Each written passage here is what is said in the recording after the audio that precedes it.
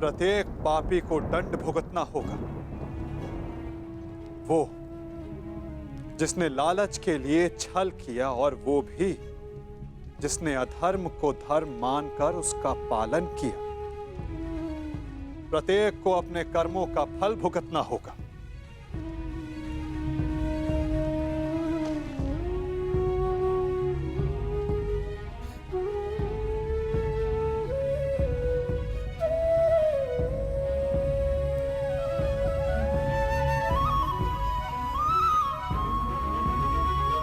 परंतु ऐसे नहीं, पलकों पर अश्रु लेकर नहीं।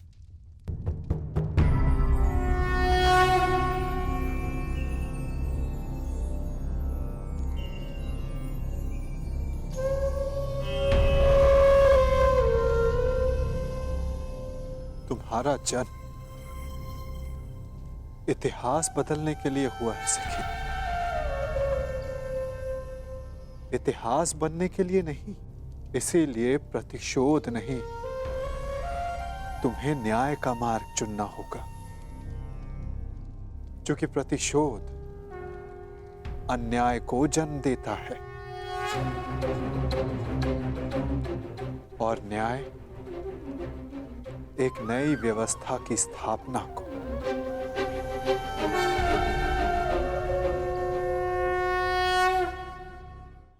लीजिए सम्राट, आपके लिए खेल प्रस्तुत हैं।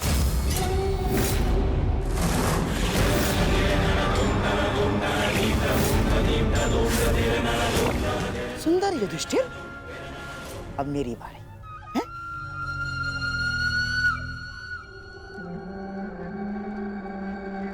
पांडवों के वनवास जाने पर उत्सव मनाने की तैयारी शुरू कर दो।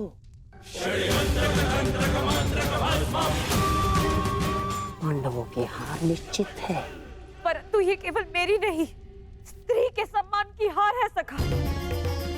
मुझे प्रतिकार चाहिए, नाश चाहिए कौरवों का केशव। केवल दुर्योधन का, केवल कौरवों का, बस यही उद्देश्य है जीवन का। यदि ऐसा है तो चलो अभी चलते। तुम्हारे अश्रों की सौगंध वासुदेव अभी जाकर समस्त कुरुकुल का नाश कर देगा। परंतु एक बार सोचो, उसके पश्चात क्या होगा? संसार का मार्ग बदलने वाली पांचाली के इस प्रयास को लोग क्या कहेंगे? प्रतिशोध या न्याय की स्थापना?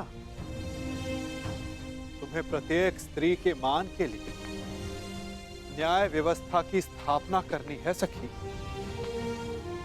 केवल दुर्योधन को नहीं, उस सोच को दंड देना है जो स्त्री के मान को पुरुष के दम के पांव के नीचे ले आती है।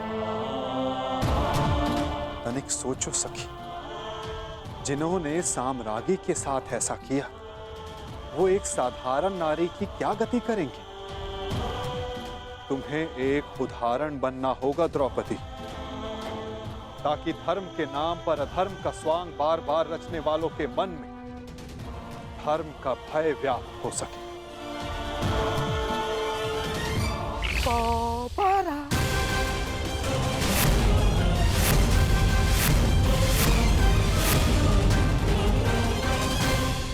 बधाई हो मेरे होने वाले सम्राट।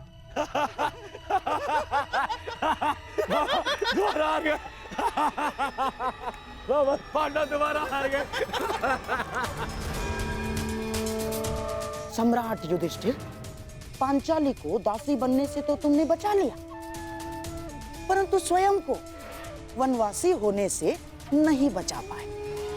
वन में जाने को प्रस्तुत हो जाओ महान पांडु पुत्रों। और हाँ, स्मरण रखना,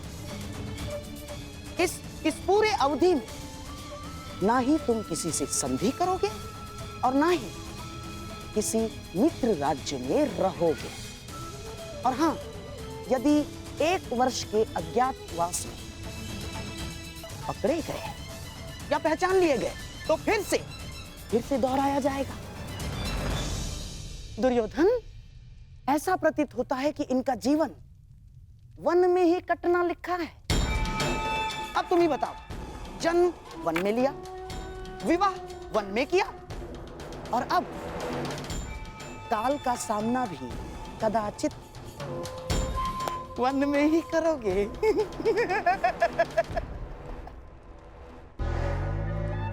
लगता है यही भाग्य का न्याय है।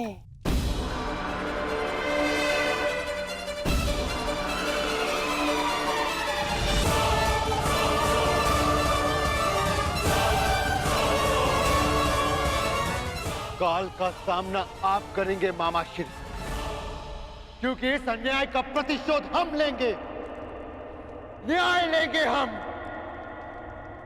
तुम्हें न्याय मिलेगा। प्रत्येक पापी को उसके किए अधर्म का दंड मिलेगा।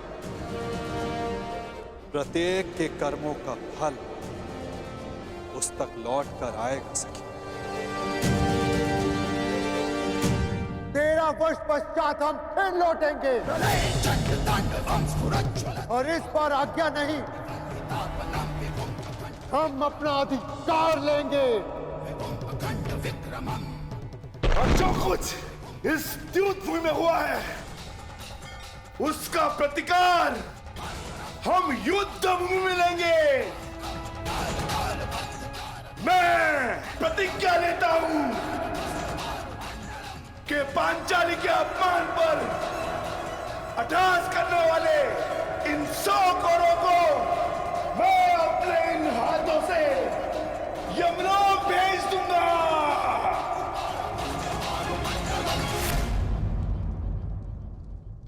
ये मत समझना कि वन में हम विश्राम करेंगे दुर्योधन।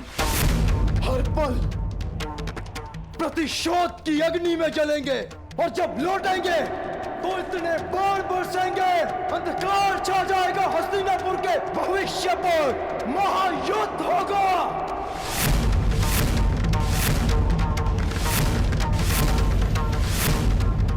बात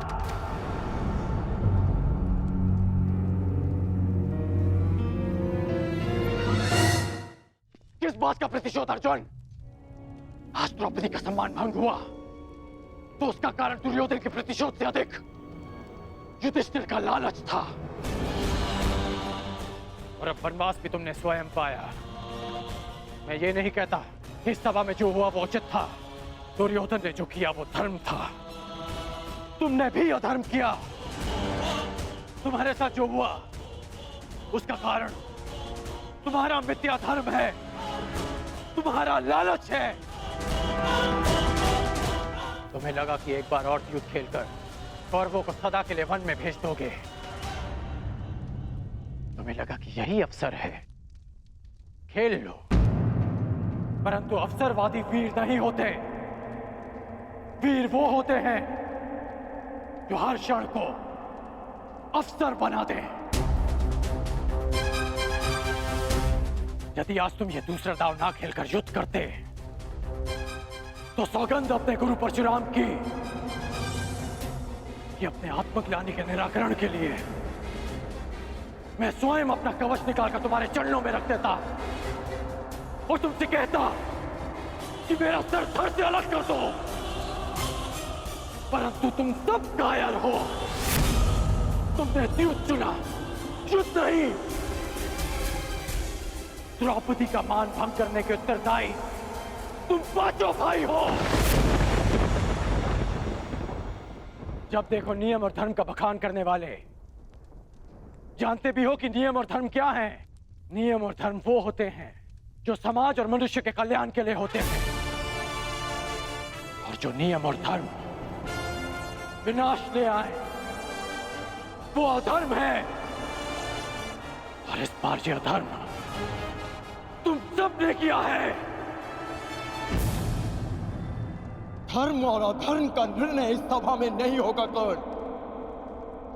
बीतने दो 13 वर्ष, उसके पश्चात होगा यह निर्णय।